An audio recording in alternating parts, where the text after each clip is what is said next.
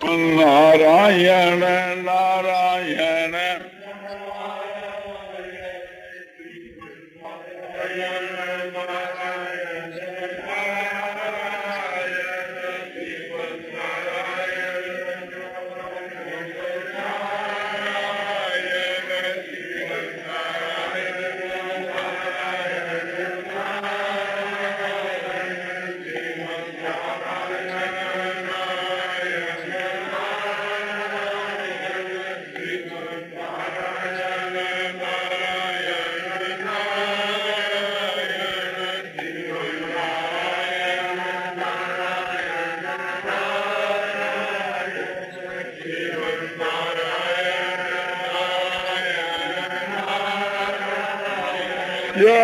रामचंद्र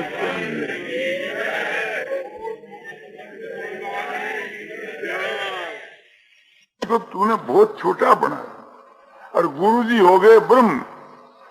ब्रह्म की उपासना ही गुरु की उपासना कि हमारे गुरु जी ब्रह्म के मां लीन हो गए, ब्रह्म रूप हो गए, साक्षात ब्रह्म हो गए। ये तो ठीक है क्योंकि एक प्रकार से ब्रह्म है, वो एक प्रकार से अपने उस कोटि का वो उनका गुरु है। तो देह के भीतर में जो आत्मा है और वो ब्रह्म के मां विलीन हो जावे, ब्रह्मवित ब्रह्म एव भवति, ब्रह्मवेता ब्रह्म हो जाता है। भक्ति के सिद्धांत से ये सायुज मुक्ति है, तो वो एक प्रकार से परमात्मा में मिल गया, परमात्मा ही हो गया। अब परमात्मा की भक्ति जो लोग करते हैं जी की उसकी भक्ति, ये बात तो ठीक है कि दुनिया के लोग जो परमात्मा की भक्ति करते हैं सो उसकी है, माने कि उस परमात्मा की दो नहीं। किंतु एक प्रकार से बोलो कि भगवान श्री राम श्री कृष्ण हुए ना, उनकी मंदिरों के वहां पूजा करते हैं लोग, अरे उनकी बराबरी है तुम्हारे गुरु की। भगवान राम और श्री कृष्ण का तो नाम उच्चारण करने से मुक्ति हो जाती है, क्या तेरे गुरु का नाम उच्चारण करने से मुक्ति हो जाएगी? शास्त्र उसके लिए गारंटी देते हैं, महापुरुष गारंटी देते हैं, ऋषि लोग गारंटी देते हैं कि भगवान के नाम का उच्चारण करने से मुक्ति हो जाती है, राम नाम के उच्चारण करने से मुक्ति हो जाती है, भगवान कृष्ण का नाम उच्चारण करने से मुक्ति हो जाती है, भगवान विष्णु का नाम उच्चारण करने से मुक्ति हो जाती है। क्या तेरे गुरु का नाम उच्चारण करने से भी मुक्ति हो जाती है? और वे जो भगवान श्री राम श्री कृष्ण ने, उनका 5 भौतिक शरीर थोड़ा ही था, वे तो उनका दिव्य स्वरूप था, वे कोई मरे थोड़े ही। तेरा गुरु जैसे मर गया, लोग शमशाना में जलाया और उसकी खाक में खाक मिल गई, या जो मिट्टी है इस मिट्टी के सामने तुम्हारे गुरु की खाक है। तो भगवान राम और श्री कृष्ण, बोले भगवान राम और श्री कृष्ण जो है उनका विषय देखो। भगवान श्री रामचंद्र जी परम धाम को सिधारे तो अपने इसी शरीर से जो दुनिया में शरीर देखने में आ रहा था लोगों के, वो शरीर विष्णु भगवान के शरीर के मां प्रवेश कर गया। देखो वाल्मीकि रामायण, ऐसा नहीं कि जैसे लोग मरे से राम भी मर गए और ले जाकर उसको शमशान में जलाया तंगड़े आदमी जाकर, ऐसे राम नहीं मरे। और भगवान कृष्ण भागवत को देखो, भगवान कृष्ण जी परम धाम में पधारे तो इसी शरीर से परम धाम को पधार दो। ये नहीं कि उनका शरीर जो है तो यहाँ एक प्रकार से रहा और उसको लेकर के लोगों ने फूंकिया और जलाया हो। क्यों इसी शरीर से गए कि भावी में जो भगवान के भक्त होंगे वे भगवान की आराधना करेंगे और भगवान को बुलाएंगे, तो वे भगवान श्री कृष्ण इसी शरीर से वहां प्रकट हो। जब जला दोगे तो क्या प्रकट होगा? काल जो मेरा शरीर है मैं मरूं, मुझको लोग जलाते हुए और फिर कोई एक प्रकार से कोई कहे कि भी उस जयदयाल को बुलाओ, अरे मूर्ख, उसको तो शमशान में जला दिया, खाक होगी, उसको क्या बुलाओ? वो क्या होगा? वो कोई अनेक चीज है। तो भागवत जो कह रही है भगवान कृष्ण के विषय में वो ठीक है। और बोले दूसरी जगह तो ऐसा भी आता है कि उसके ब्याज का बाण लगा, ये तो ठीक है लग गया, किंतु भगवान उसी शरीर से अपने चले गए, गायब हो गए, शरीर यहाँ गया नहीं। बोले कई कोई ग्रंथ में आता है कि भी शरीर यहाँ रहा और उनकी जो धर्मपत्नियां और है वह साथ में लेकर के सती हुई। अरे बोले उनकी बात मानोगे कि भागवत की बात मानोगे? जो भागवत में लिखा है वो ही ठीक है, वाल्मीकि रामायण में जो लिखा वो ठीक, दूसरी रामायणों में कहीं लिख दिया गलत। तो वाल्मीकि ऋषि ने तो पहले से रामायण बढ़ा दी भगवान के मौजूदगी के बीच के में, भावी की बात भी पहला बना दी। भगवान जब प्रकट नहीं हुए थे उसके पहले ही वाल्मीकि जी ने रामायण की रचना कर दी और उसी के अनुसार सारी लीला हुई। तो वे त्रिकालज्ञ थे। तो कहने का अभिप्राय यह है कि ये जो हम लोगों का शरीर पांच भौतिक है और भगवान का जो शरीर है तो वो दिव्य है, चेतन है, जड़ नहीं है। हाँ, एक जड़ की भी खोड़ी ऊपर रखती है अपने, इसलिए कि जो अनधिकारी है, जो पामर जो पुरुष है, मूड जो है, उनको अपना स्वरूप रखोने के वास्ते ऐसा भी करते हैं। नाहं प्रकाश सर्वस्य योग माया समावृत और मूढ़ो यंग ना भी जाना थी लोको मामद्यम। मैं सबको दिखता नहीं, क्यों कि मैं योग माया का पर्दा अपने पर डाल लेता हूं। कौन सी योग माया? जो समझो कि जसोदा के यहाँ अवतार लिया था और उस योग माया को ला करके और बलदेव जी ने अपने योग माया को वसुदेव जी ने ला करके अपने जापे घर में सुला दिया और समझो कि आपने लड़का होया ऐसी आवाज करी और फिर कंस आकर के उस योग माया को शिला पर देख करके जान से मार डाला। अब योग माया को क्या मरे, उसका जो शरीर चाहे नष्ट कर दो। वो आकाश में जा कही योग माया ने कहा, रे दुष्ट, मेरे मारने से तुम्हारी मृत्यु नहीं बचेगी, तेरे मारने वाला तो गोकुल गया, अब तू सावधान हो, वो तो खबर देगी। बाजो वो तो एक शरीर हो योग माया को, अरे योग माया एक शक्ति है भगवान, उस शक्ति को, प्रकृति को समझो कि लेकर के भगवान अपने खोली रखते हैं जिसमें दूसरा उसको पहचान नहीं सकते। भगवान अपने पर पर्दा डाल लेते हैं कि जो अनधिकारी है उनके सामने प्रकट नहीं होते। तो योग महासमाप्त।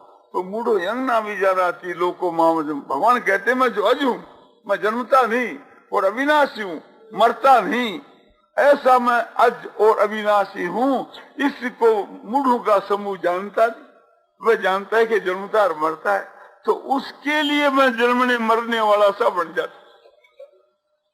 वो पर्दा डाल करके उनको ऐसा ही दिखता है कि वो जन्मा वो मरा, किंतु वास्तव ये बात नहीं। गीता कहती जगह जगह अजोपि सन्नभ्य आत्मा भूता नाम ईश्वरो विसन प्रकृति स्वाम अधिष्ठाय संभव में आत्म माया। अज हुआ, अविनाशी हुआ, सब भूतों का ईश्वर हुआ और अपने प्रकृति को अपने बस में करके की और अपने योग माया से थी मैं संसार के बीच के वहां प्रकट होता हूं और प्रकट होकर के फिर लीला करके के फिर वापिस चला जाता है। तो भगवान जो प्रकट होते हैं और चले जाते हैं वे जन्मते मरते नहीं। और भी आपको ख्याल करना चाहिए, ध्यान दे करके। गीता कहती, भागवत कहती, महाभारत में लिखा है। गीता क्या कहती है कि अर्जुन ने कहा कि महाराज आपका विश्व रूप दिखलाओ, तो भगवान ने अपना विश्व रूप दिखलाया अर्जुन को और दिखलाने के बाद वो अपना उपसंहार कर। अरे विश्व रूप एक प्रकार से 5 भौतिक माटी का होता तो बड़ी भारी लाश दोनों युद्ध के बीच में पड़ती, से लोग देखते, बोले देखो ये भगवान का, भगवान की लाश, मर गए भगवान। तो भगवान कभी मरते नहीं, ये तो मूर्ख लोग कहते हैं। और भी देखो, जब भगवान प्रथम प्रकट हुए, वसुदेव जी के यहाँ प्रकट हुए प्रकट हुए तो कैसे कि दिव्य रूप से, चतुर्भुज रूप से थी, इस मनुष्य शरीर से नहीं, दिव्य रूप से, चतुर्भुज रूप से प्रकट हुई और देख करके ये स्तुति करने लगी। पहचान गए कि साक्षात भगवान देव की, वसुदेव जी स्तुति करने। बोले महाराज ऐसे रूप में आप रहोगे तो कहीं तुम्हारे को दुख देगा, तो ये रूप आपका उपसंहार करो, साधारण रूप में हो जाओ, बालक के रूप में हो जाओ। भगवान ने कहा कि मैं ये रूप क्यों धारण किया मालूम है? इसलिए धारण किया है कि थाने यो मालूम हो जाए कि साक्षात पूर्ण ब्रह्म परमात्मा हमारे यहाँ अवतार है। इस बात को जनाने के वास्ते मैंने ये रूप धारण किया, इस रूप में मैं प्रकट हुआ। अच्छा, अब आप जो कहते हो वैसा ही बन जा। अब वो बन गए। अब वो चतुर्भुज कहाँ गया? वो कोई जेल खाने में रहा, कहाँ गया?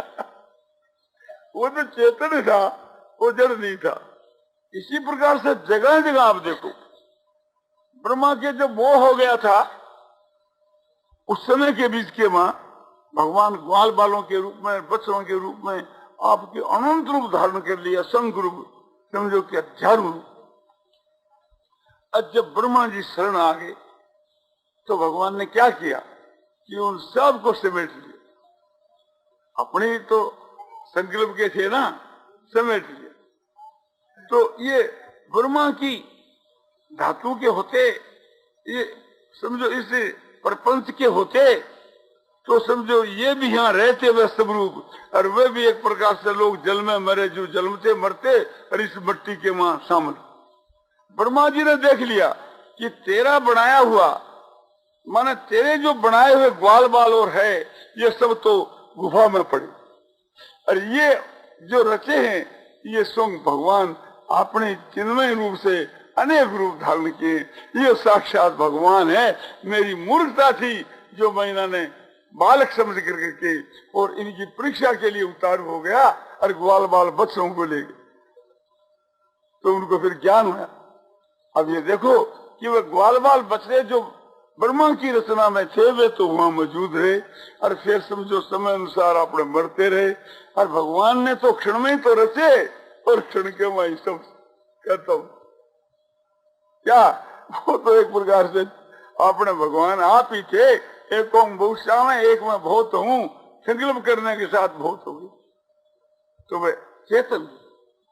इसी प्रकार से थी हर एक जगह में। आप विचार करके देखो, एक जगह नहीं, जहां जहां भगवान ने अपना विश्व रूप दिखलाया बस वहां उपसंहार कर लिया। ये नहीं कि ब्रह्मा के ये जड़ संसार में, पांच भौतिक संसार में, ब्रह्मा के प्रपंच के बीच के मां उनका शरीर समझो कि विराट स्वरूप जो है, सो उसकी मट्टी, इस मट्टी के मां कहीं शामिल हुई हो, ऐसा कहीं भी आपको लिख नहीं। भगवान ने दुर्योधन की सभा में जाकर के समझो कि दुर्योधन को विराट रूप दिखलाया। अरे दूसरे, तू क्या मुझको बांधना चाहता है सांकड़ों से? अरे तू क्या मुझको ये समझ लिया कि ये कृष्ण अकेला है? देख, सारे पांडव मेरे भीतर के बीच में, और सारे यादव मेरे में, सारे देवता मेरे में, सारी सेना मेरे में, समझो अंगुष्ठ प्रमाण से उस भगवान के विश्व रूप के बीच में सारी संसार दिखने लगी। लोग मूर्छित होकर के गिर पड़े। जो अच्छे महापुरुष थे, भक्त थे, वे स्तुति करने लगे, उनको भगवान का दर्शन। इसी प्रकार से थी उत्तम के होंगे, वहां भी भगवान, और वो विश्वरूप भगवान का भगवान के शरीर में दिखाया गया, और वहां ही बस करता हूं। तो इसे समझना चाहिए कि भगवान जो जन्म से मरते, भगवान का स्वरूप दिव्य होता है, चेतन होता है, जड़ नहीं होता है।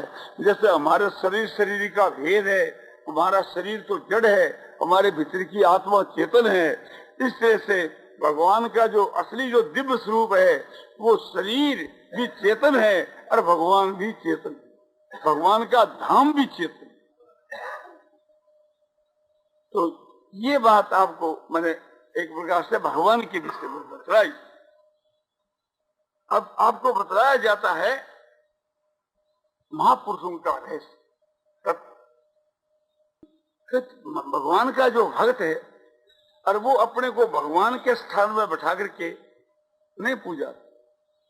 हनुमान जी को कहो कि तने राम बनाकर भी पूजा, तो साक्षात ईश्वर है। हनुमान जी को हम राम का रूप देवें, भगवान राम का, और उसकी पूजा करें, तो हनुमान जी आप पर नाराज। राम तो हमारा इष्ट देव है, मैं तो उनका सेवक हूँ, मैंने उस अपने स्वामी की जगह तुम बैठा सकते हो, ये हम बर्दाश्त नहीं करें। तो दास कभी इस बात को बर्दाश्त करेगा? तो भगवान का सच्चा जो भक्त होगा वो भगवान की जगह अपने आप को कभी नहीं बिठावेगा। तो इस वास्ते ये ख्याल करना चाहिए कि ज्ञानी है या कोई ईश्वर का सच्चा भक्त। वो मरने के बाद के बीच के मां लोग हमारी स्तुति करे, लोग हमारी पूजा करे, ये नहीं चाहते। मैं यदि भगवान का भक्त होऊंगा, मैं भगवान राम का भक्त होऊंगा, तो मैं लोगों को यही कहूंगा कि भगवान के राम नाम का जप करो और भगवान राम का ध्यान करो, यही मैं कहूंगा। ये नहीं कि भी मेरे नाम को तो जप करो और मेरो ध्यान करो, तारो कल्याण हो जैसे। इस बात को भगवान कैसे बर्दाश्त करेंगे? और वो तो फिर भगवान के नाम और रूप को मिटना चाहता है। अपना नाम और रूप जो तुच्छ है, नाशवान, क्षणिक है, घृणित है, उसकी तो वो प्रतिष्ठा चाहता है, प्रचार चाहता है। और भगवान का जो स्वरूप है सो दिव्य है, नाम है सो दिव्य है, जिसके स्वरूप के ध्यान करने से मुक्ति हो जावे, जिसके नाम के जप करने से कल्याण हो जावे, भगवान का भक्त होकर के और उस भगवान की मर्यादा को, भगवान के नाम और रूप की उपासना को वो कैसे मिटावे? और यदि मिटाता है तो भक्त कहाँ? तो वो भगवान का भक्त नहीं। भगवान का भक्त तो यही शिक्षा देगा कि भी भगवान पूजने के योग है, उनका भजन करो, उनका ध्यान करो, ऐसा ही वो कहेगा। ये नहीं कि मेरे मरने के बाद के माँ जैसे थे राम की मूर्ति को पूजो, ऐसे मेरी भी मूर्ति को पूजो। अरे राम में कोई कमी है? भगवान राम से तुम्हारे में क्या दिखता है जो एक प्रकार से उसको पुराना समझ कर उस बात दे में तेरे को फिर पूजे? और दोनों को भी क्यों पूजे? तुम्हारे जैसे तो लाखों भक्त हो गए, समझा? उन्होंने क्या अपराध किया? जो वास्तव के बीच के माँ सच्चा भगवान का भक्त होगा, वो अपने मरने के बाद के बीच के माँ मेरी पूजा करी जावे, मेरी जीवनी का प्रचार किया जावे, मेरे नाम का प्रचार किया जावे, मेरे रूप का प्रचार किया जावे। कोई भी समझदार, कोई भी भगवान का भक्त ऐसी इच्छा नहीं करे, और करता है तो वास्तव में वो भगवान का भक्त नहीं। यदि कहे वो तो नहीं करता, उनके अनुयायी करते हैं। अरे मूर्ख, उनके अनुयायी ऐसा क्यों करेंगे? अनुयायी तो वो है कि उनके सिद्धांत को माने। मेरा जो सिद्धांत है, मेरी जो मानता है, जिस प्रकार से जिससे मैं खुश हूँ उसके अनुसार कोई माने तो वो तो मेरा अनुयायी समझ जाएगा ना। और मेरे से विरुद्ध करे वो अनुयायी क्या है? वो अनुयायी नहीं। तो वो क्या करता है कि उसको नीचे गिराता। वास्तव में सच्चा महात्मा गिरता नहीं, किंतु वो तो अपनी तरफ से गिराने की चेष्टा कर रहा है। कैसे? कि भगवान इससे नाराज, वो इससे नाराज कि मुझको भगवान के स्थान में बैठा करके मेरा तुम अपमान कर रहे। वो कहता है कि मैं यदि भगवान से बढ़ करके होता तो भगवान की जो जीवनी, भगवान का श्री रामचंद्र जी का जो जीवन चरित्र है, कितना उज्जवल है, कितना शुद्ध है। कोई भाई नहीं हमारे का भी आप बतलाओ तो आपकी जीवनी सो लिखे। अरे हमारी जो समझो कि सभी प्रकार की अवस्था हमारी हुई, हमने संसार के बीच के माँ समझो कि झूठ भी किया, कपट भी किया, चोरी भी किया, जितना जो पाप है वो भी हमने किया। वो तुम थोड़ा लिखोगे, तुम तो हमारी भली बात को लिखोगे। तो ये ऐसा हम यदि लिखाएंगे तो एक प्रकार से तुम्हारे को और अपने आप को धोखा हम दे रहे हैं, दुनिया को धोखा दे रहे हैं। दूसरी बात यह आवश्यकता क्या है? आज यदि भगवान श्री रामचंद्र जी महाराज को जो चरित्र है, भगवान श्री रामचंद्र जी महाराज का दिव्य जो स्वरूप है, भगवान रामचंद्र जी का जो पवित्र जो नाम, सुगम जो नाम, एक प्रकार से मुक्ति देने वाला जो नाम है, उससे बढ़कर यदि मेरा नाम होता या मेरा रूप होता या मेरे चरित्र होते तो मैं कहता, अरे एक प्रकार से भगवान के जो अपने आते ने तो सब पुराने हो गए और ये मेरा नाम रूप और चरित्र जी का बढ़िया है, इससे लोगों का जल्दी कल्याण हो जाता है, क्योंकि मैं तो मौजूद हूँ। अरे वे तो कोई वक्त में मौजूद थे, एक प्रकार से वो पुराने हो गए, तो नया आविष्कार करके तुम ऐसा करो। ऐसा यदि मैं करने लगूं तो वहाँ भगवान एक प्रकार से यमराज को आर्डर देंगे कि इस दुष्ट को घोर नरक में डालो, समझा? और मेरा पतन होगा और उनका पतन होगा झूठा मार्ग, कल्पित मार्ग, इसके अनुसार वे चलेंगे, हमारे कहने से चलेंगे, हमारी राह से चलेंगे तो हमारा भी पतन होगा। हमारी राह नहीं होकर के हम उसमें सहमत भी हो जाएंगे तो हमारा समझो कि पतन होगा और उनका भी पतन होगा। ये झूठा मार्ग। अब आप बतलाइए, ये प्रकार से कोई भी एक बात को थोड़ा लीजिए, भगवान श्री रामचंद्र जी का जो चरित्र है उसको याद करके उसकी लीला को हमारा कल्याण हो सकता है। भगवान की लीला को याद करने से हमारा कल्याण हो सकता है, उनका गायन करने से हमारा कल्याण हो सकता है। हमारा जो चरित्र है वो तो कलंकित है। अब भगवान श्री रामचंद्र जी का जो सारा चरित्र एकदम शुद्ध और पवित्र है, उस शुद्ध पवित्र चरित्र को मलिया मेट कर करके और जो अपना गंदा चरित्र उसको यदि संसार के बीच के मान लोगों को धोखा देवे तो वो तो अन्याय करता है, वो तो जुल्म करता है।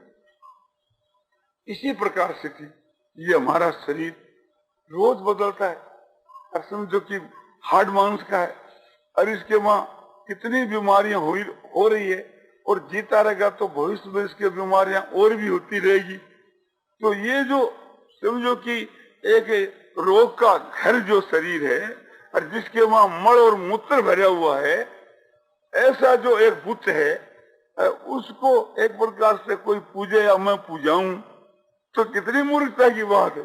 और भगवान राम के शरीर को छोड़कर जिनका दिव्य शरीर है, जिनका चेतन शरीर है, संसार के उद्धार के लिए जो प्रकट हुए, आप प्रत्यक्ष में देखो कहाँ तो एक प्रकार से ये मनुष्य का तुच्छ शरीर और कहाँ भगवान राम। तो ऐसा जो संसार के बीच के वहां जो लोग करते हैं या करवाते हैं या एक प्रकार से और उनके अनुयायी लोग उनका ऐसा मत मान करके करते हैं, तो वे दोनों ही गलती के बीच के वहां है।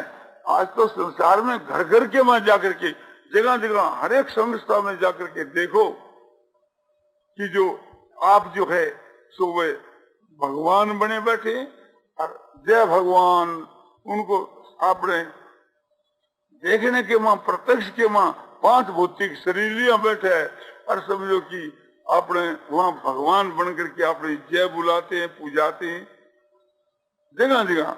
हर कोई एक प्रकार से अपने योगी राज बना बैठे है और पूजा रहे, कोई एक प्रकार से थी अपने महापुरुष से कि मैं अवतार हूँ, मैं भगवान का अवतार। कोई एक प्रकार से अधिकारी पुरुष बना बैठा है, किंतु यदि उसको जवाब सवाल किया जा, पूछा जावे तो बस खत्म मामला, फिर उसका कोई जवाब नहीं। जवाब क्या हुआ? बात तो सच्ची ठहरेगी ना, झूठी बात ठहर दी। तो ये महापुरुषों का तत्व मैंने बताया कि महापुरुष जो होते हैं उनमें इस प्रकार के दोष नहीं घटते। ये तो जो ये समझते हैं कि भगवान का जो नाम और रूप है वो कायम रहे, उनके चरित्र कायम रहे और उनके ऊपर दूसरा चरित्र का पर्दा नहीं घेरना, दूसरे नाम रूप और चरित्र का पर्दा जो घेरना है वो तो भगवान के नाम रूप को लखोना। इसी प्रकार से समझो कि ज्ञानी महात्मा भी ऐसा नहीं करते और भक्त भी ऐसा नहीं करते। वो भक्त क्या होया? वो तो अपने आप का भक्त है, भगवान का भक्त कहाँ। भगवान का भक्त होगा तो भगवान को पूजावेगा और अपना भक्त होगा तो अपने को पूजावेगा। और ब्रह्म को जो प्राप्त हो जाता है वो तो फिर वो ही रास्ता बतलावेगा, ब्रह्म का रास्ता ही बतलावेगा। उसका तो शरीर है, सो वो गैर रास्ता नहीं बतलावेगा कि भी मैं ब्रह्म ज्ञानी हूं, तुम मेरी ऐसे पूजा करो। और उनके प्रभाव की जो बात है वो तो हमारे समझ में भी नहीं आती। जो भगवान का प्रभाव है, और भगवान वहां से किसी महापुरुष को भेजते हैं अपना पावर दे करके, तो किसी को तो पूरा पावर देते हैं और किसी को आवश्यकता के अनुसार पावर देते हैं। जैसे कहीं हमारे विदेश के वहां एक जायदाद है और हम किसी को पावर दे करके भेज दे, वो हमारी जायदाद को बेच सकते, वो हमारा प्रतिनिधि बन करके हमारा सब काम कर सकता है, जिसको हम पावर दे दें। एक देशी मुख्तारनामा या सर्वदेशी मुख्तार, पूरा मुख्तारनामा दे देवे तो वो हमारे को भी बेच सकते। तो भगवान वहां से जो अपने प्रतिनिधि को भेजते हैं, वो आकर के जो कुछ कर जाता है भगवान को उसको सब मंजूर। भगवान को वो खड़ा करके बेच जावे तो बेच सके। जैसे गुमाश्ता एक प्रकार से मालिक को बेच देता है, समझा, ऐसे ही कोई भगवान को बेच सके। इतना ही है कि एक प्रकार से कि भगवान को बुला करके दर्शन करा दे तो भगवान उसके अधीन हो गए ना। और ऐसे भक्तों के भगवान अधीन होकर के रहते हैं, किंतु ऐसा भक्त इस जमाने के बीच के वहां न तो हमने यहाँ कहीं सुना न कोई देखा, पुस्तकों में हमने देखा।